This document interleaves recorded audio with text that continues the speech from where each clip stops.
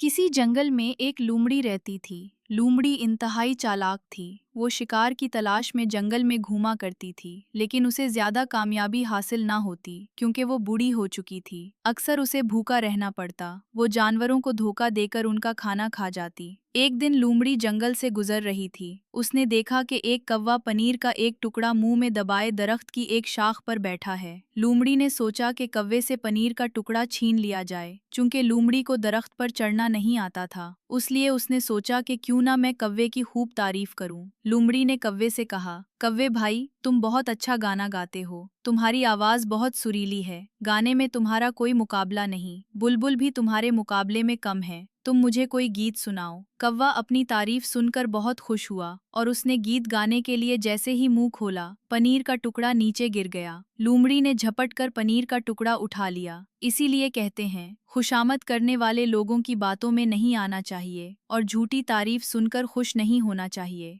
And smash that share button like it's hot.